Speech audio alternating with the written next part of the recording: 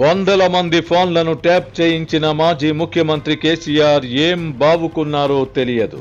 సొంత మనుషులను పరాయి వాళ్లలా అనుమానించి దూరం చేసుకున్నారు. ఇప్పుడు ఆయనే ఒంటరయ్యారు.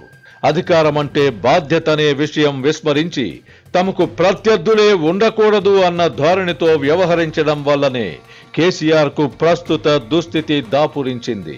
నిన్నటి వరకు ఎన్నికల్లో పోటీ చేయడానికై అభ్యర్థుల కోసం కాంగ్రెస్ బీజేపీలు వెతుక్కునేవి. ఇప్పుడు భారత రాష్ట్ర సమితి తరపున టికెట్ పొందిన వారు కూడా కాడిపారేసి పారిపోతున్నారు. కేసీఆర్ తరహాలో అధికారంతో విర్రవీగిన వారికి ఈ తరహా పతనమే ఎదురు చూస్తూ ఉంటుంది. అధికారంలో ఉన్నప్పుడు బలమైన నాయకుడు పక్కన ఉండకూడదని కోరుకుంటారు. ప్రాంతీయ పార్టీలలో ఈ ధోరణి అధికంగా ఉంటుంది. కేసీఆర్ కూడా ఇదే మార్గంలో పయనించి ఇప్పుడు అధికారం కోల్పోయాక ఒంటరిగా మిగిలారు.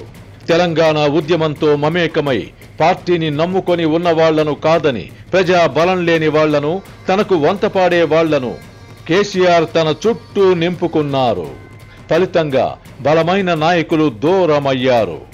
ప్రజాబలం లేకపోయినా కేసీఆర్ మనసెరిగి వ్యవహరించడం ద్వారా లాభపడుతూ వచ్చిన వాళ్లు ఇప్పుడు ఒక్కొక్కరుగా ఆయనను విడిచి వెళ్లిపోతున్నారు. చెరువులో నీళ్లు లేకపోతే చేపలెందుకుంటాయి? కేశవరావు విషయమే తీసుకుందాం. రాజ్యసభ సభ్యుడిగా ఆయనకు కేసీఆర్ 3 పర్యాయాలు అవకాశం కల్పించారు. ఆయన ప్రత్యక్ష ఎన్నికల్లో ఒక్కసారి కూడా గెలవలేదు. పార్టీ ఏం తక్కువ చేసిందని ఇప్పుడు వెళ్లిపోతున్నావు అని కేసీఆర్ ఆయనను ప్రశ్నించారట. ఈ ప్రశ్నలో న్యాయం ఉంది. కేసీఆర్ ఆవేదనను కూడా అర్థం చేసుకోవచ్చు. అయితే రాజకీయాలు క్రూరంగా ఉంటాయని కేసీఆర్ కు తెలియదా? అధికారంలో ఉన్నప్పుడు కొందరి విషయంలో క్రూరంగా వ్యవహరించిన కేసీఆర్ ఈ చిన్న లాజిక్ ఎలా మిస్ అయ్యారో. పార్టీ నుంచి ఒక్కొక్కరిగా వెళ్లిపోతుంటే బేలగా చూస్తుండిపోవడం కేసీఆర్ వంతయ్యింది. ఇటీవలే కాంగ్రెస్ లో చేరిన రంజిత్ రెడ్డి, మహేందర్ రెడ్డి తనను పిచ్చోడ్ని చేశారని కేటీఆర్ శుక్రవారం నాడు వాపోయారు. కేటీఆర్ ఈ మాటలు అన్నప్పుడు వేదికపై ఉన్న కొందరు ఇప్పటికే కాంగ్రెస్ పార్టీతో టచ్ లోకి వెళ్లిన విషయం ఆయనకు తెలియకపోవడం అసలైన గమ్మత్తు. అధికారం పోవడంతో ఫోన్ ట్యాపింగ్ చేయించలేకపోతున్నారు కనుక ఇటువంటి విషయాలు ఎలా తెలుస్తాయిలే. నిజానికి కాంగ్రెస్ పార్టీలో చేరడానికి భారత రాష్ట్ర సమితికి చెందిన అనేక మంది పోటీ పడుతున్నారు. అయితే కాంగ్రెస్ పార్టీ ఆచితూచి వ్యవహరించాలని నిర్ణయించుకుంది. భారత రాష్ట్ర సమితి పూర్తిగా దెబ్బతింటే భారతీయ జనతా పార్టీ నుంచి ఎదురయ్యే సవాళ్లను ఎదుర్కోవడం అంత సులువు కాదని రేవంత్ రెడ్డికి తెలియదా? లోక్సభ ఎన్నికల కోసం కేసీఆర్ ప్రకటించిన అభ్యర్థులలో రంజిత్ రెడ్డి, కడియం కావ్య కాంగ్రెస్ లోకి జంప్ చేయగా మరికొందరు అదే బాటలో ఉన్నప్పటికీ కాంగ్రెస్ పార్టీ గ్రీన్ సిగ్నల్ ఇవ్వడం లేదు. రంజిత్ రెడ్డికి డబ్బు ప్రధానం.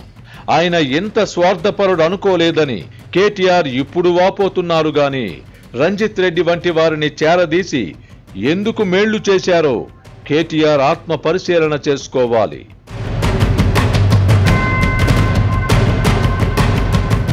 ఎప్పుడైనా ఒకటి కోరుకుంటే 2 లభిస్తే సంతోషమే కదా. మన సిర్లసీమ 2లో కూడా అంతే. డిటిసిపి ప్లాట్ కొంటే ల్యాండ్ అప్రిసియేషన్ అనేది ఒక లాభం, శ్రీగంధం చెట్ల మీద వచ్చే ఆదాయం మరో లాభం. డబుల్ బెనిఫిట్ ఆఫర్ తో సిర్లసీమ 2.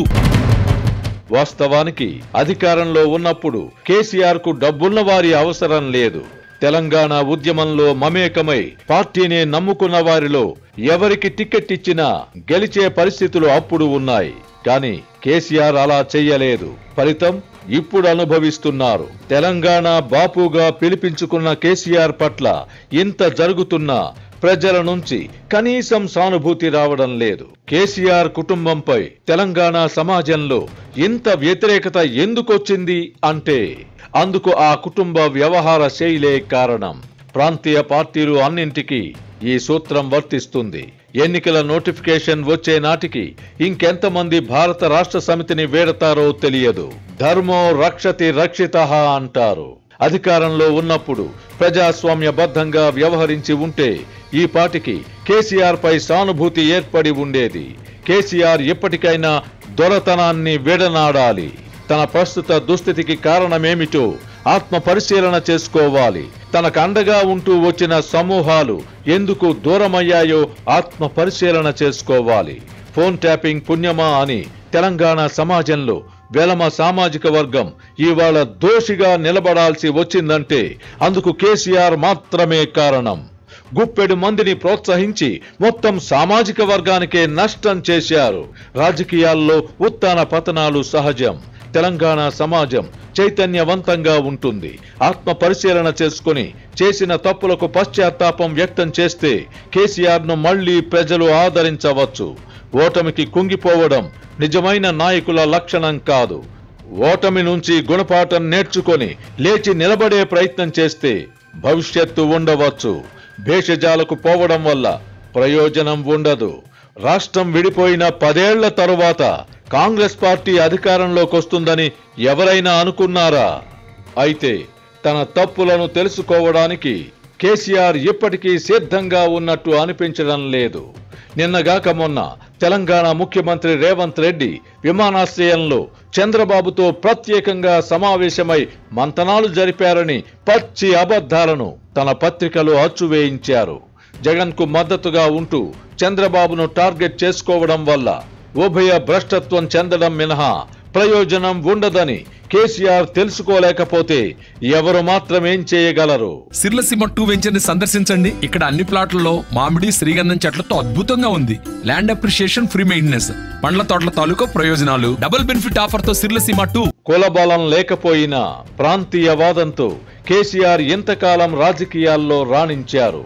ఇప్పుడు పార్టీ పేరు మార్చి దాన్ని కూడా వదులుకున్నారు. ఫామ్ హౌస్ లో కాలక్షేపం చేస్తున్న కేసీఆర్ కాసేపు కళ్ళు మూసుకొని ప్రశాంతంగా ఆత్మ పరిశీలన చేసుకుంటే తన లోపాలేమిటో తెలిసిపోతాయి.